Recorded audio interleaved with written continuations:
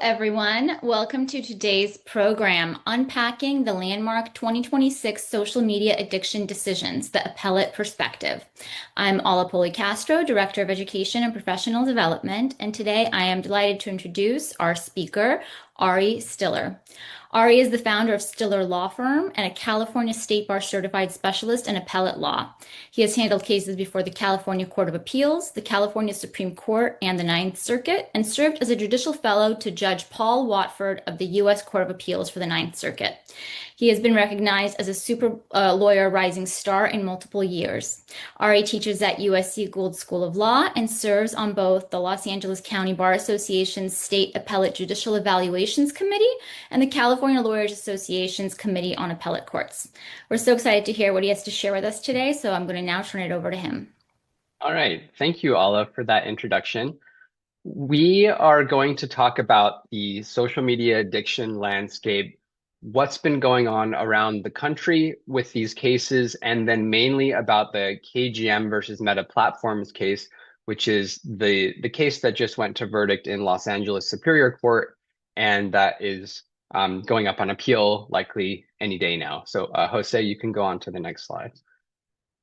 Okay, so yeah, what we're going to cover what happened at the trial, what the testimony showed, what the jury actually found, and also, where it's headed on appeal and what I expect the likely appellate issues to be. And then kind of my prediction of where this all is headed in the Court of Appeal ultimately. Jose, you can go on. All right, so here's kind of what's been happening on a nationwide scale.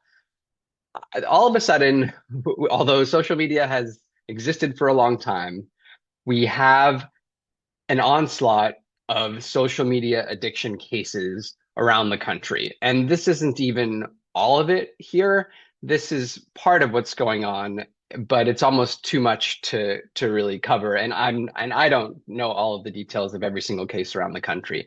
But here are kind of some of the big consolidated cases or cases that have gone to jury recently and what's happening. So you have the federal multi-district litigation, and that's in the Northern District of California.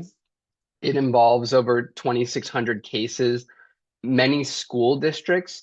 That similar to the California consolidated cases, in the federal MDL, they're going to have a number of bellwethers, but when this first bellwether was set to start, the case settled, and that was going to be on behalf of a school district in Kentucky, I think.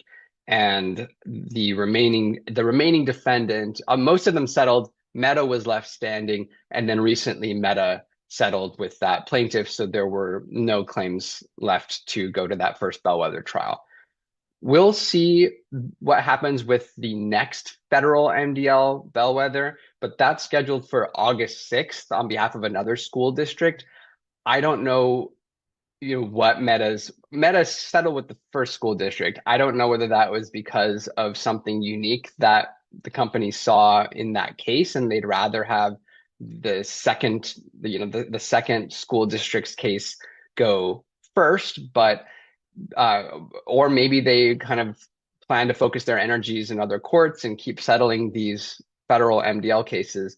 I don't know, but they cover a lot of the same issues as in the KGM case and in the California Judicial Council coordinated proceeding, which we'll cover as the main focus of this presentation. And then you have the New Mexico litigation that was brought by the New Mexico Attorney General. We've probably all read about that. It was a pretty significant jury verdict. It was not exactly coextensive with the KGM trial that we're going to focus on today. It was about misleading safety information, and there was an issue about sexual exploitation of minors. As far as procedurally, the New Mexico case did involve some of the same arguments made by the social media companies as we have in California. And so that case may lead to similar appellate issues, even though the liability claims were not coextensive with what we saw in California. But our California case might actually beat the New Mexico case to an appeal because that case is still ongoing. What happened so far in New Mexico is that there was a jury verdict for part of the case, but then there's also a bench trial happening right now. As of when I last checked a week ago, there were some, I think, post-trial briefs that were filed in that case. And I don't think we have a verdict yet on or a ruling yet from the judge on the bench trial aspect of the New Mexico litigation. But this is evolving so quickly that every day I'm kind of reading new headlines. And so if it hasn't happened yet, we'll get more information about what the judge does there any day now. And then we have the California Judicial Council coordinated proceeding. And that I have some of the statistics up there. There will be 9 bellwether trials altogether. The first one, the KGM versus Meta Platforms, that is the trial that ended March 25th. And that is what is going to lead to an appeal in the California Court of Appeal. And because I'm a California certified appellate specialist, that's going to be the main focus of our talk today. If you're wondering, well, why isn't there an appeal yet? Because the verdict came down March 25th and it's already June. There were post-trial motions. That's pretty typical in most cases that go to a trial, but definitely it was expected here. And I'm glad that that happened because the post-trial motions usually provide a good glimpse of the arguments that we can expect on appeal. And Judge Kuhl, the judge overseeing the KGM trial, denied the post-trial motions, but that order denying them came down on June 9th, so just recently. And the way the California deadlines to appeal work, normally you have 60 days from notice of entry of a judgment or an appealable order and that's your timeline to appeal. But that there's a different timeline when post-trial motions are filed. So when there's a judgment followed by post-trial motions, the deadline is extended to 30 days after notice of entry of the ruling on the post-trial motions. And because the court ruled on the post-trial motions on June 9th, the social media companies will have until July 9th to file their appeal. Technically, if they're not served with notice of entry of that June 9th order right away, then they might actually have until longer than June 9th. But knowing what's at stake, I don't think they're going to take any chances with filing a late notice of appeal. So I would expect that to be filed any day now. I checked the docket before this presentation and I haven't seen the notice of appeal filed, but I would expect it before July 9th and probably even sooner than that. And then I'll just add there is one more bellwether. So we talked about the federal bellwether coming up on August 6th. There's also a state bellwether in the same coordinated proceeding, but on behalf of a different plaintiff coming up on July 27th, as of when I last checked. But as I said, these cases are developing quickly. Sometimes there are settlement discussions and things could change. But as of now, that's the status. Jose, you can go to the next slide if you don't mind. Okay, so what happened in the KGM case that went to trial? There was a lot of motion practice leading up to the trial, and the case originally involved a number of claims that the court narrowed down. The court actually, although 2 claims went to trial, the negligence and failure to warn claims, the court sustained a demurrer brought by the social media companies that got rid of most of the claims. And the demurrer was sustained as to a product defect claim, which I found kind of interesting because the trial involved a theory of negligent product design, but the court earlier in the case had sustained a demurrer to a product defect cause of action, and there's a legal distinction between the two, because what the court sustained the demur to was a basically a product defect claim would involve strict liability in different elements, and usually those types of claims arise from a physical product where you can see, by virtue of this product breaking or not functioning as or harming people, the idea behind having strict liability in product defect is to hold the if you're going to compare the manufacturer with the person who was harmed by a product, you would hold the manufacturer liable. And so there are easier standards to meet for a typical product defect claim. The court said that that mold of product defect liability doesn't really fit here, because the interaction that the social media platforms had with their users is very complex compared to a transaction that the manufacturer of a humidifier might have with someone who uses a humidifier. So the court didn't like a product defect theory, but ultimately the negligence claim involved a theory of defective design of these platforms in a way that would addict youth. So the the two claims that survived were negligence and failure to warn. Do I think that the plaintiffs will file their own appeal as to the claims to which a demur was sustained? Probably not, because you have to show prejudice for an appeal. I think probably if their whole case had been thrown out, they would have appealed at that point. And there are actually some pending appeals of other members of this JCCP involving different issues.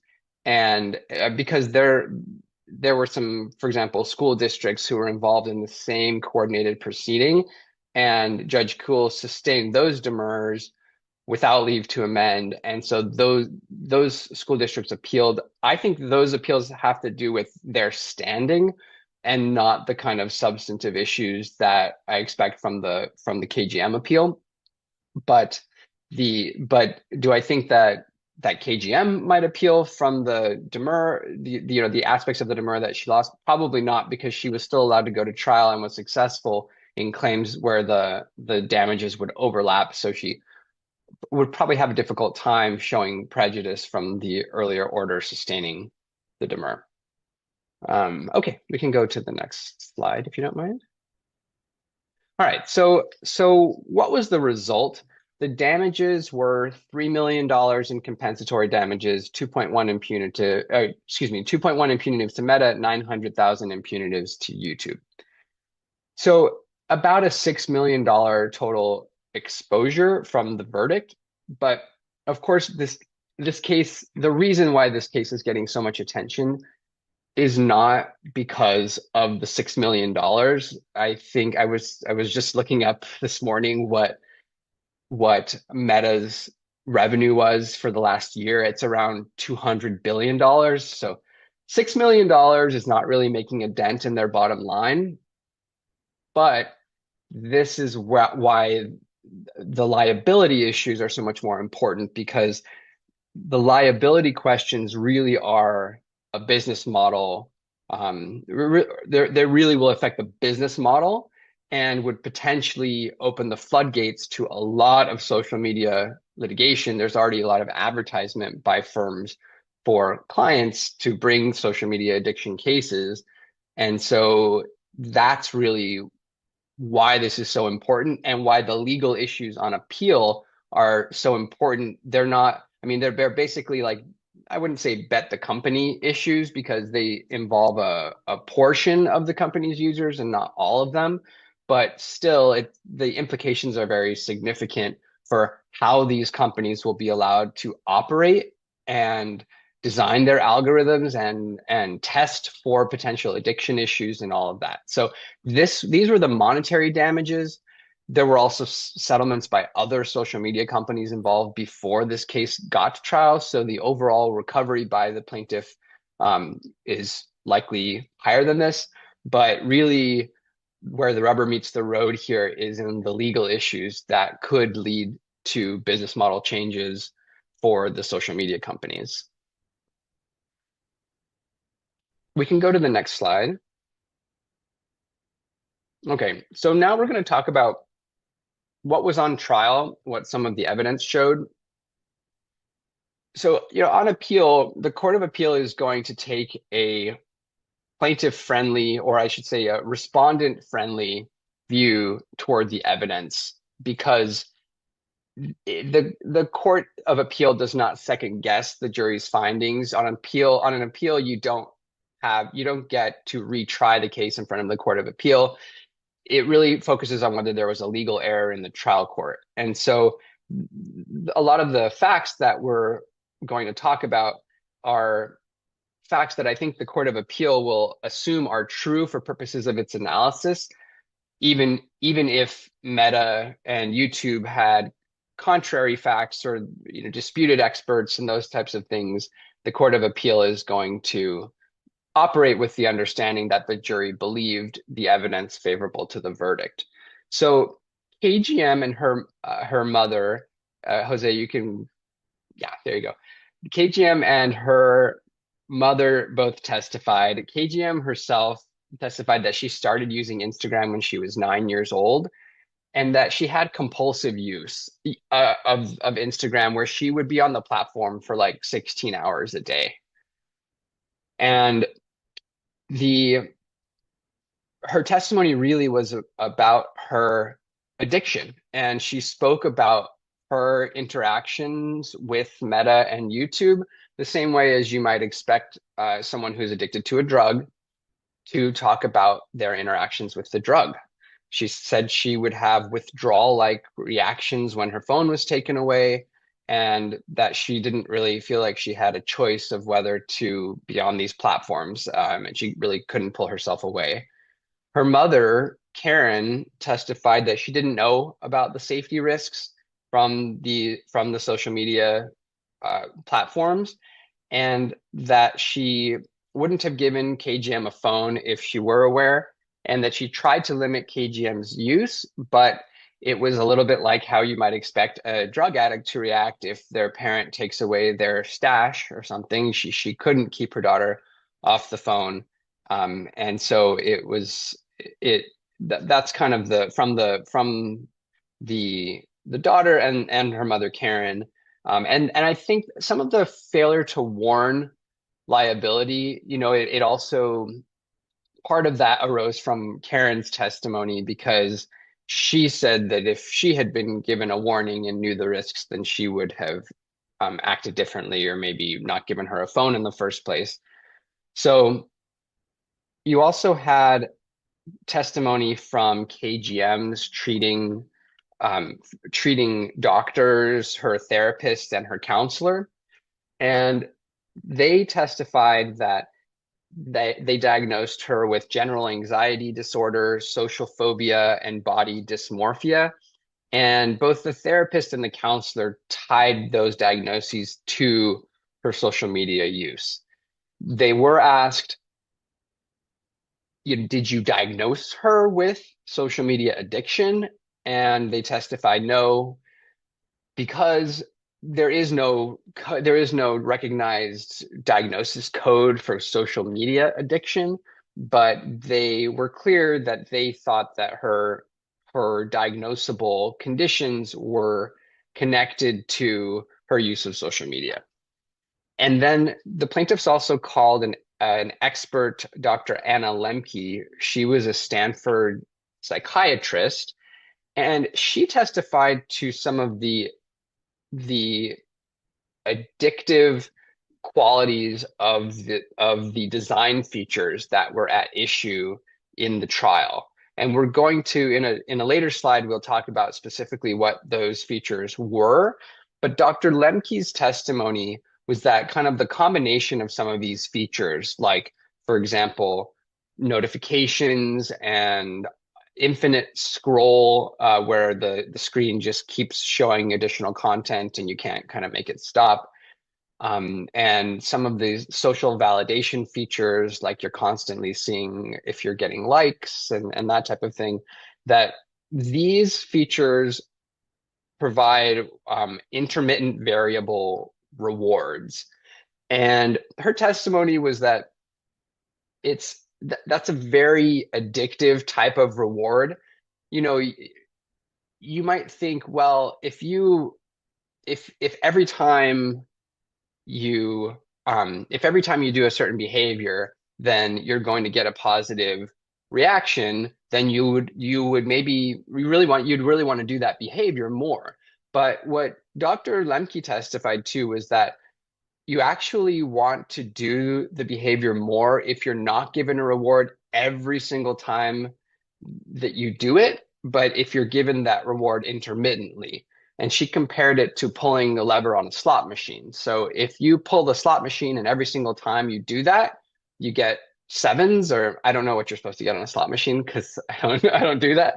But say seven is the best possible outcome. You might really enjoy pulling the lever if you get sevens every time, but you could become addicted to pulling the lever if you get sevens like 1/10 of the time and you don't know which time you're going to get the sevens, because then you just constantly want to keep constantly pulling and pulling and pulling the lever to see if you're going to get that reward the next time. And that is kind of the more addictive quality of these platforms, according to her testimony. And she also testified that youth like KGM are more susceptible to forming addictions from that type of input because of their developing brains. Meta did have a counter expert, Dr. Krishna, who tried to disconnect the causal link between KGM's harm and her social media use. And Dr. Krishna evaluated KGM and spoke about some of the other issues that she was facing in her life that could have led to her to some of her diagnoses. But the it appears that the jury gave more credit to the plaintiff's experts and drew a connection between her social media use and her anxiety, social phobia, etc. We can go on to the next slide, please. Okay, so what were the features and what was and what was the testimony about how these platforms were designed to cause addiction? Meta, the plaintiffs called a whistleblower who was formerly Meta's senior engineering and product leader at Facebook. And his name was Arturo Bejar, and he testified that he personally told the head of Meta, as well as Mark Zuckerberg, about some of the mental health risks to kids from the design features that they were implementing on their platforms. He also testified that Meta told employees not to use the word addiction so they could talk about what they were trying to accomplish with getting more hours and more viewership on their platforms, but they didn't want to use that word. And to kind of, I think that testimony might have created the impression that they knew something was potentially off and they didn't want to create a stir. And he also testified that Meta made safety features opt in instead of opt out. So you had to actually go in and change your settings in order to implement some of the safety features, even if you were a kid, as opposed to those being automatic and then you needing to opt out. They also called YouTube's VP of engineering. His name is Christos Goudreau, and he had to authenticate a lot of documents that probably made him uncomfortable to talk about, because there were internal documents from YouTube where they talked about creating an attention casino. Some of these documents spoke about their goals to increase watch hours, and that their platforms rely on advertising that happens while people are watching the platforms. So they need each, they're going to get more advertising impressions the more people watch, the more watch hours they have. So they had these goals about increasing watch hours, and one of the kind of recommendations that YouTube employees were discussing internally that apparently got a lot of approval at YouTube was the idea of KidsTube, to get more kids to go onto the platform. And an internal memo said, we'll jump through the legal hoops to make it happen, potentially creating the impression to the jury that they knew or were negligent to the possibility that there was some harm that could arise from getting more kids on a platform, especially if they're working so hard to make the platform more attention grabbing and potentially more addictive. And then other documents that Mr. Goodrow authenticated were spoke about nighttime autoplay, and that YouTube opposed disabling nighttime autoplay. So, if you watch one YouTube video, it's not just going to stop and let you click on the next YouTube video. It's going to show you the next one right away, and then the one after that, and the one after that. They had the ability to stop that at nighttime, and the documents showed that that could have restored kids' sleep, like given basically 9,000 hours of kids' sleep back and made it so that kids, would sleep better, but that YouTube kind of opposed changing its platform to disable that autoplay feature at nighttime. The testimony also showed that Meta knew that many users were under 13 years old, and that Meta was kind of two-tracking, basically that Meta was designing, not some of the testimony was that Meta was designing these features to become more addictive for everyone, and at the same time knew that a lot of its users were very young, and so the inference is that they should have known that some of these young users might be affected or even affected more adversely than older users by the features that they were working so hard to implement. Okay, so all right, go ahead. We can go ahead. What were the design features at issue? There were a lot of them, and I think this is a really important point legally for the appeal, and I'll get to that in a second. I was proud of my infinite scroll graphic here. I don't know if anyone has read Infinite Jest, but Infinite Jest was so prescient because it's about this exact issue of basically the company's creation of a video that was just so compelling that you can't stop watching it. It was addictive to the extreme. And I thought it was so fitting that here, one of the features that's at issue is infinite scroll. So I had to kind of modify the Infinite Jest book cover and turn it into infinite scroll. So what the design features, I've listed them here. The legal point that I'd like to make is that the argument was not that any one feature by itself was addictive, but that these features were designed in combination to work all together to create addiction. And so it wasn't just the push notifications, it wasn't just the infinite scroll, but you might get a push notification on your phone that tells you to go on and see who's posted on your feed. And then once you get there, you have an infinite scroll feature that just keeps you looking. And probably most adults have experienced this for themselves, that I know I have, where you start looking at your LinkedIn or whatever, and even though it's professional content, you just are looking at the next clip and you're like, why am I doing this? So that's kind of the argument, was that these features combine to create liability.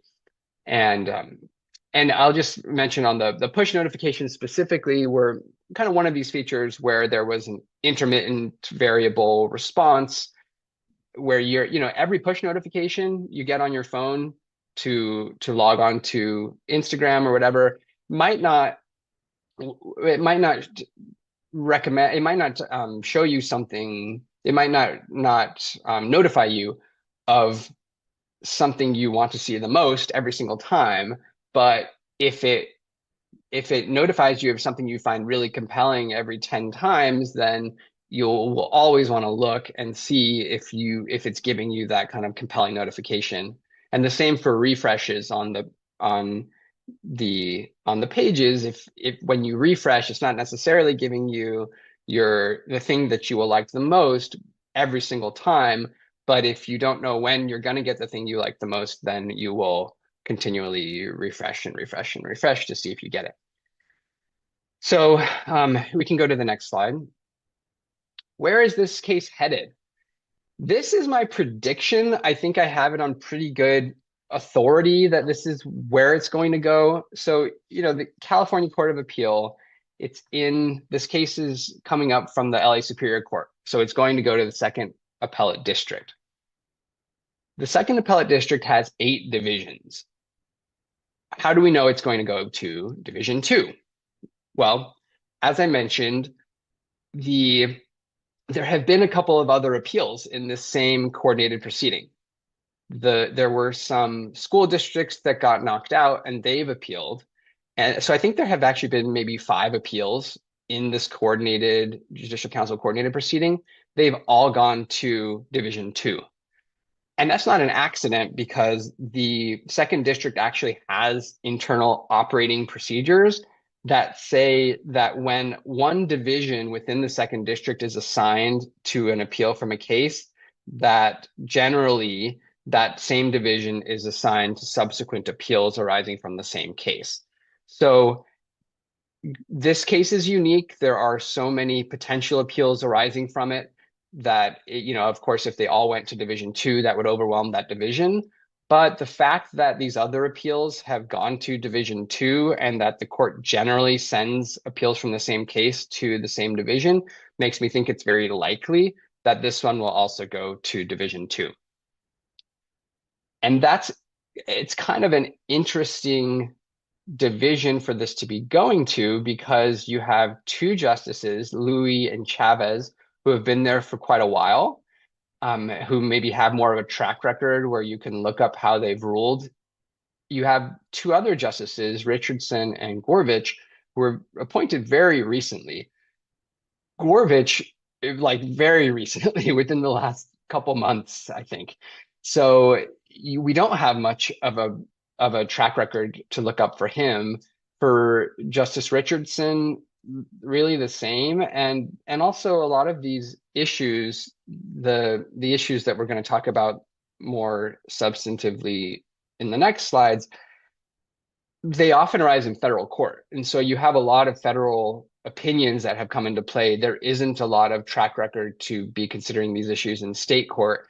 And so I think that kind of makes it interesting when you have state court judges ruling on these constitutional questions and federal law questions. So we'll see what Division 2 has to say about all of this. In my experience, Division 2 usually does not issue a tentative ruling, so we're going to have to wait and see what they say. I think the argument itself will show a lot. Just from experience, it seems like in state court, the oral arguments, the justices have a very good idea of how they're going to rule before the oral argument takes place. And so it's kind of maddening as an appellate advocate to get up there and you know pretty quickly, you usually know pretty quickly where they're headed because they've pretty much made up their minds. Is that, can they be persuaded? Yes, they definitely can be, but especially, part of in the state court system, there's a 90-day rule where, just as in the trial courts, in the courts of appeal have to issue their opinions within 90 days of the case being submitted. And so if the case is submitted at argument, they have to get that opinion out very quickly, which usually means that they have to work up the opinion before the argument in order to be able to meet that 90-day deadline. So as a result, often the opinions are pretty well thought through before the argument.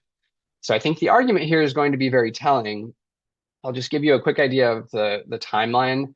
In California, appeals can take easily a year, 1 to 2 years. That's fairly typical, at least a year. I would assume that the parties are going to be proceeding quickly with this, but then again, there are other moving parts. They're considering their national litigation strategy.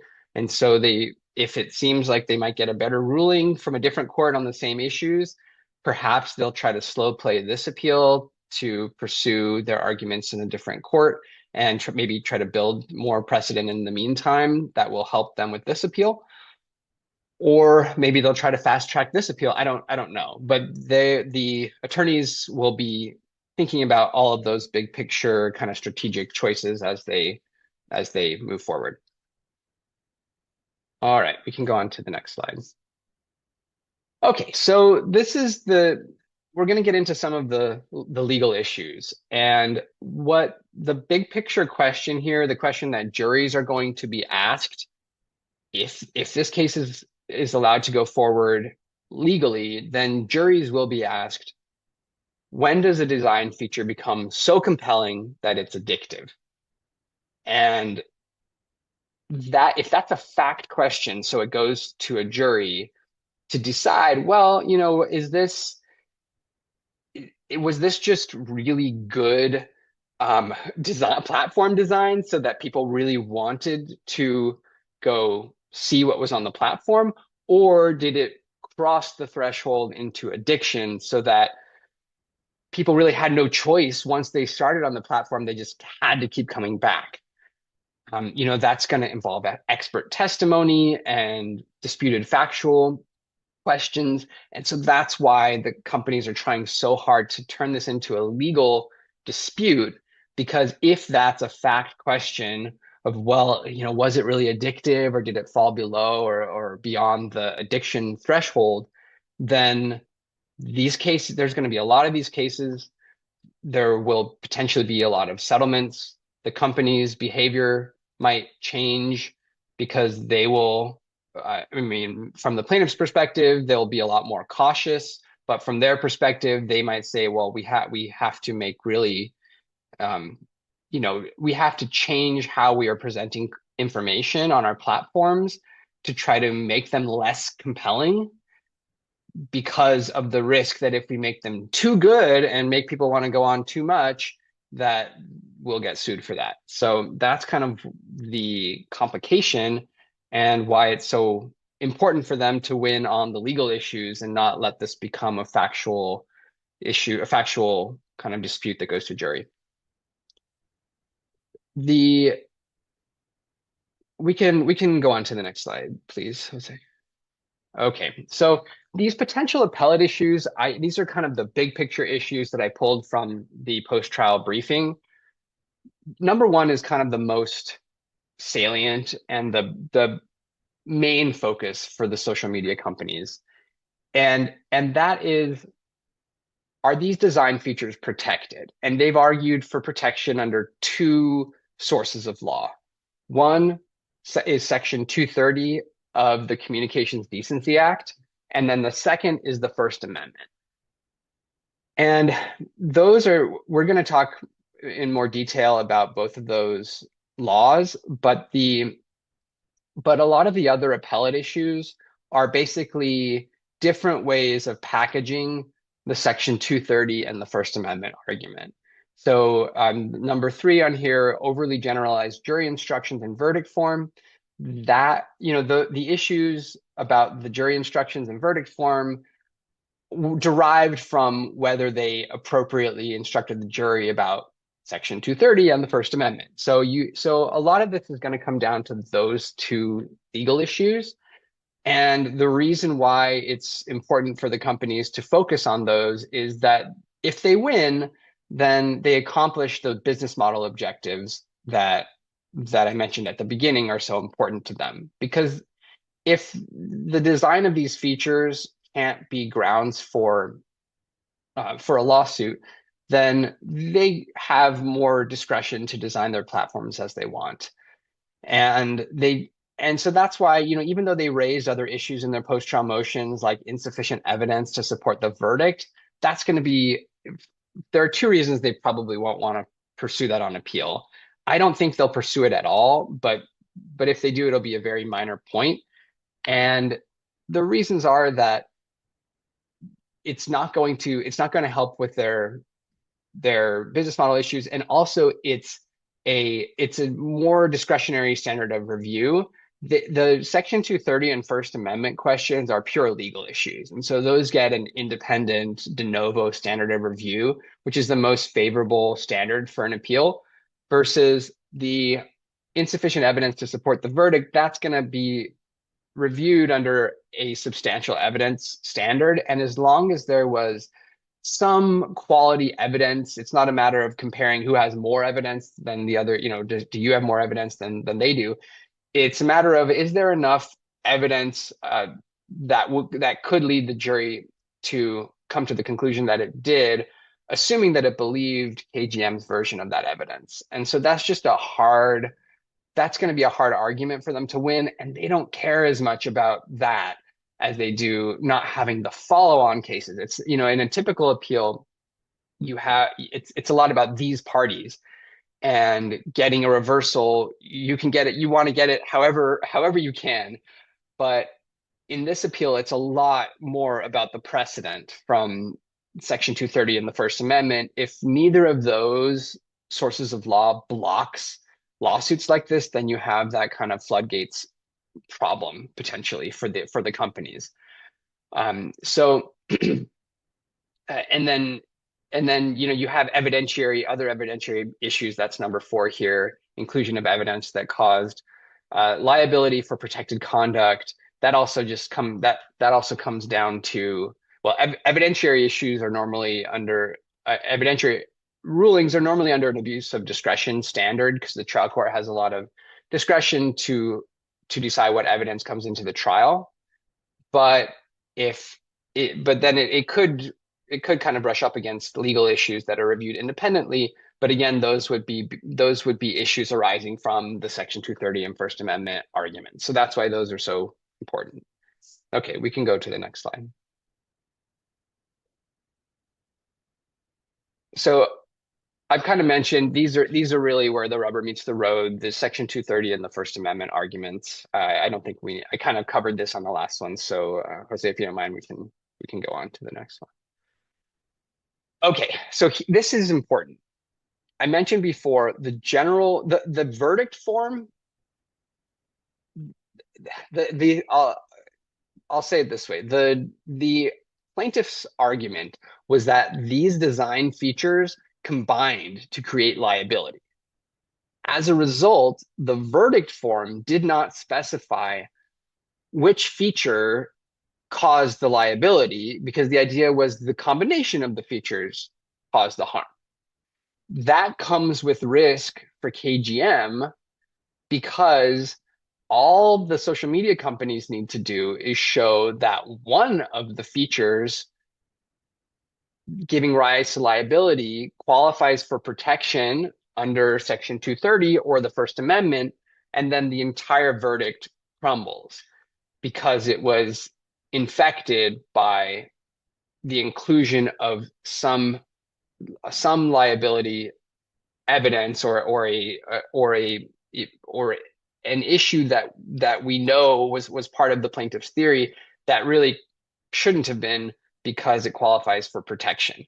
And so, I'm sure it was a balancing test, because the plaintiff didn't want to, or rather a balance that they had to strike, because although this type of verdict form creates some risk and helps out, in a sense, the social media companies, because all they need to show is that one design feature was unconstitutional or protected by Section 230.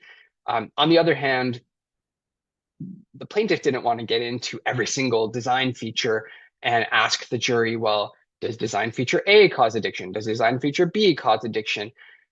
Because their theory was that it was an entire kind of landscape of features that work together to cause the harm. So we'll see. I think that's going to be a major issue to watch legally for the appeal, is whether whether any one design feature, and maybe because of this, we might even see Meta and YouTube arguing that, kind of focusing on a couple of the design features to try to create a narrative that, like, look, the most compelling design feature for them, they might focus on that and not really talk about some of the other ones, because all they need to show is one feature that's protected.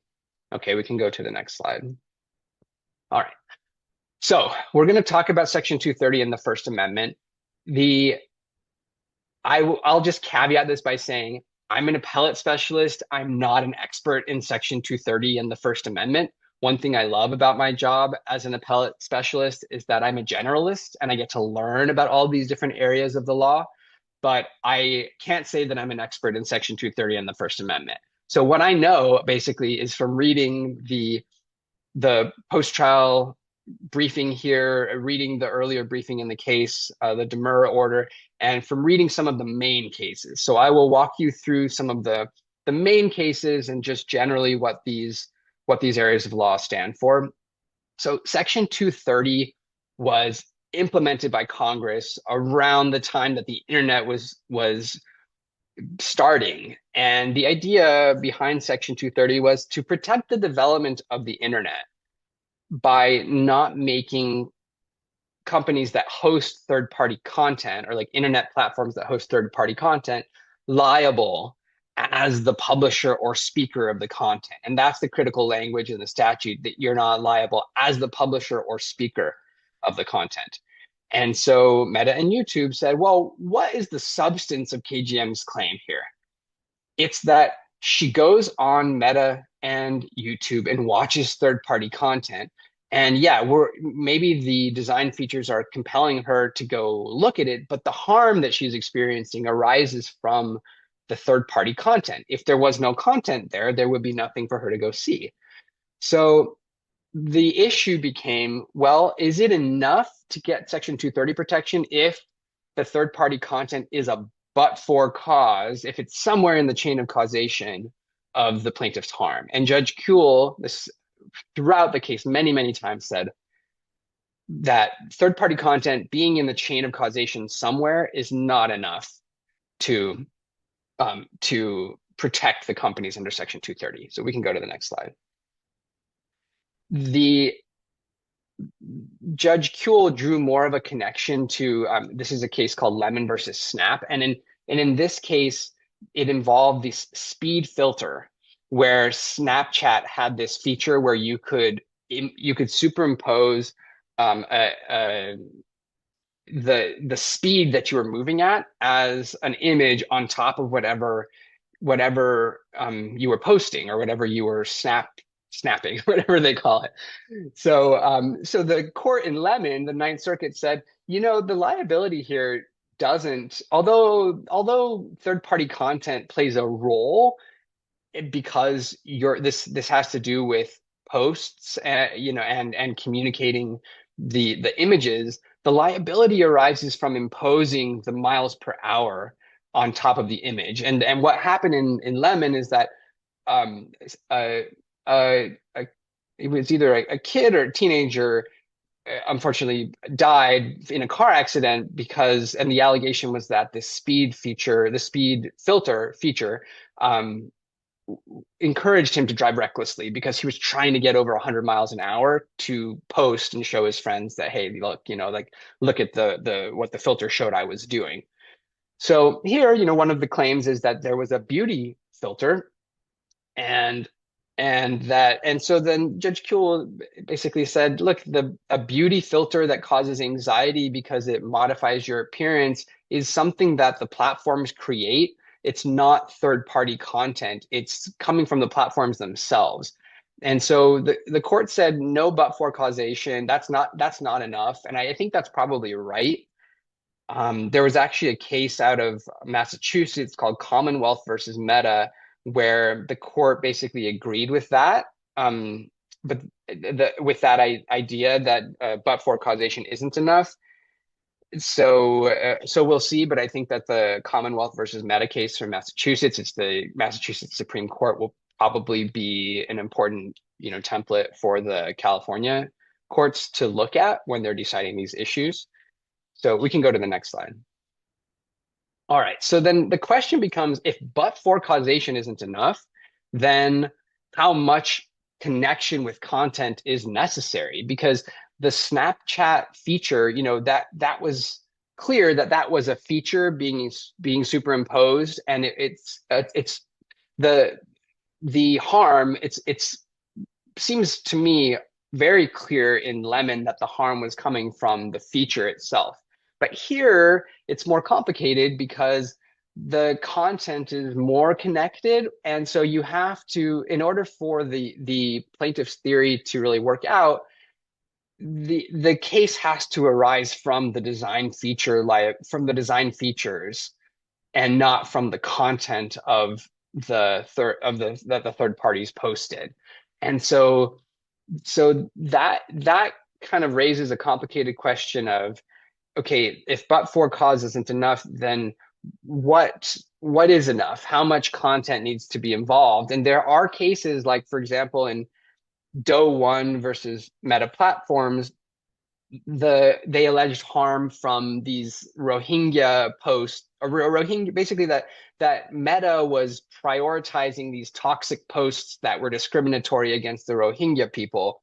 And the court said no, the court dismissed that case because promoting some posts over others is publishing conduct, and Section 230 protects publication.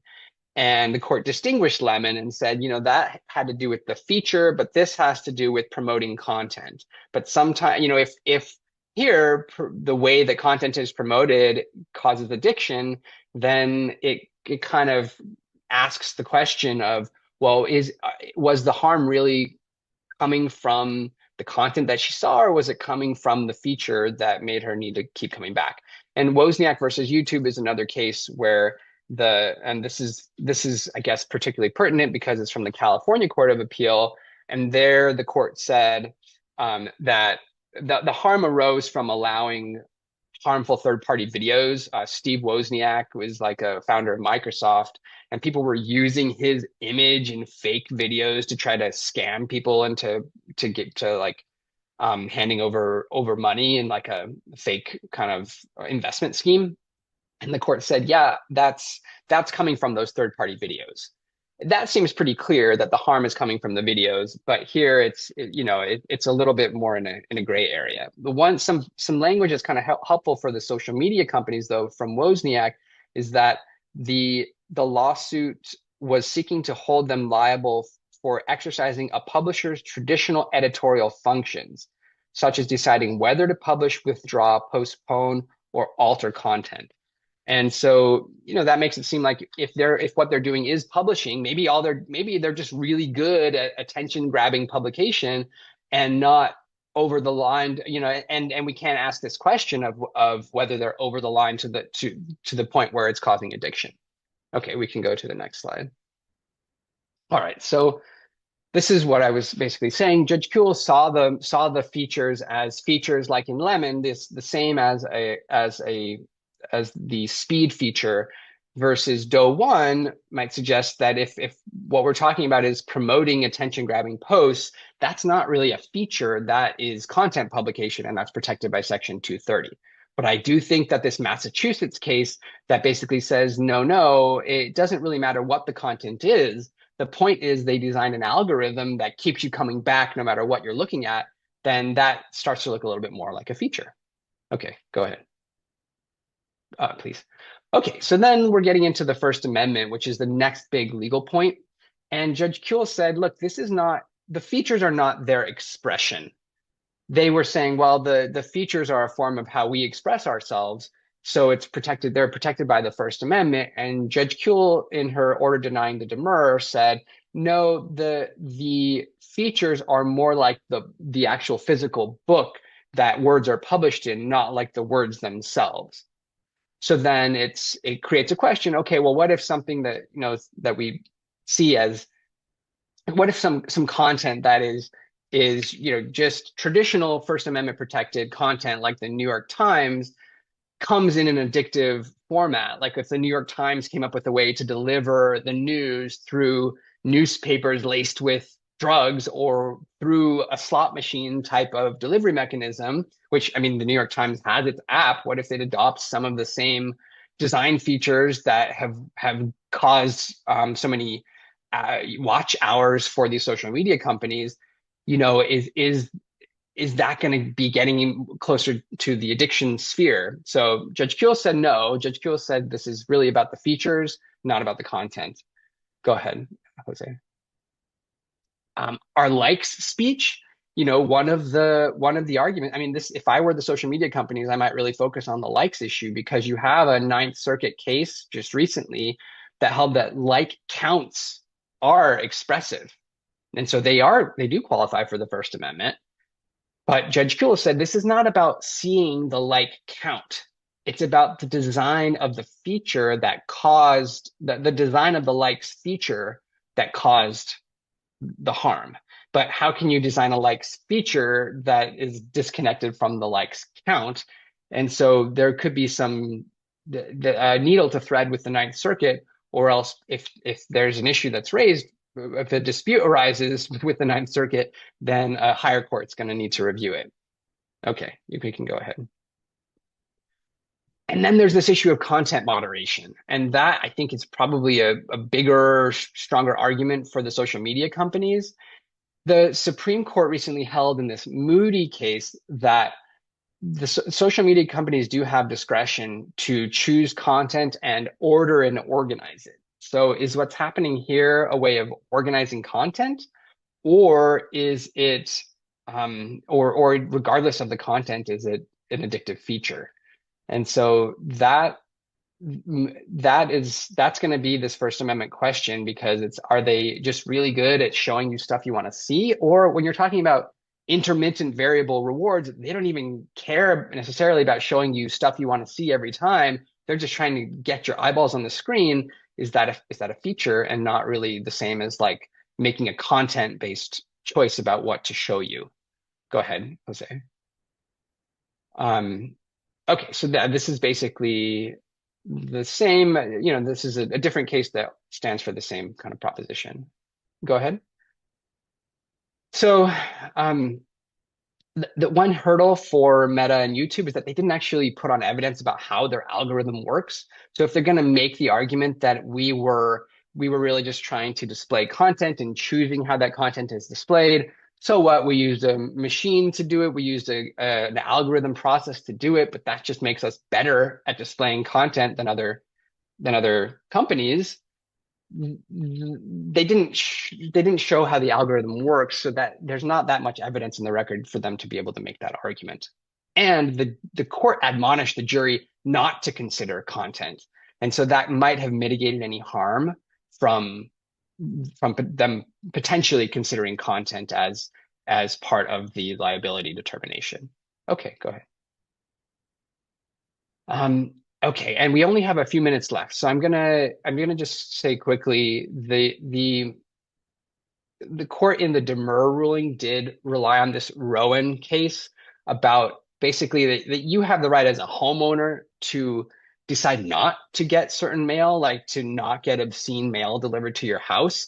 And so the court said that basically this, if the plaintiffs were correct, then it's similar to Rowan, because the plaintiff didn't have a real choice to avoid the content, and the First Amendment allows consumers to avoid having content brought to them, harmful content, and so the court compared it to this Rowan case. Okay, Jose. And then, does the verdict burden adult access? There was a case recently, FSC versus Paxton, where the court kind of applied a different standard to minors, and basically accepted the fact that that case involved content and maybe would burden adults. It had to do with obscene content online, and there was a law saying, look, if you have a website with that kind of content on it, then you need to make sure that people going into your website are over 18 years old. And the court said, yeah, that's burdensome on adults who are over 18, needing to click a button to say that they are allowed to enter the site. But it compared it did a balancing test under intermediate scrutiny compared to the harm potentially from kids going into a site like that, and said, we're going to allow this age gating law. So the platforms here said age gating would burden adults' access. In other words, if we had to put a kind of click here to confirm you're over 18 thing before you go on to Instagram, that would make it harder for adults to go onto the site.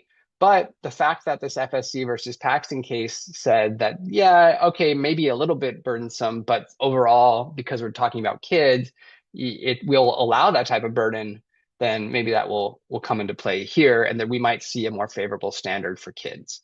Okay, go ahead. So as I said before, if it goes to Division Two, we don't know much. I did some research about Division Two's track record on these issues, and there's not much. They've decided like one unpublished case applying Section 230, but it was very straightforward, had to do with content and didn't get into the complications that this case poses. And then I haven't seen any citations to some of the big recent First Amendment cases that will probably come into play. So we're kind of operating on a blank slate for Division Two, if that's where it goes, which makes it exciting to watch, but harder to predict. Okay, go ahead. And as I mentioned before, and then we'll wrap it up, this is what's at stake here. If KGM wins, you open the floodgates to addictive design litigation. You probably cause the platforms to become a lot more cautious about how they're designing their algorithms, and maybe test them more to see if they're going to cause addiction in kids. On the other hand, if Meta and YouTube win, they will have immunity, and maybe will even make their platforms more addictive to kids because there's nothing we can do about it. And so, I think the Court of Appeal cares a lot about the policy behind the rules that they adopt. And it seems to me the court's going to want to adopt a rule that balances these potential harms, and doesn't just, I think that it would be, if they just had blanket immunity to create addictive design features for kids, I think that would probably be a hard policy for the Court of Appeal to swallow. But at the same time, they need to come up with a way to protect First Amendment rights and uphold Section 230.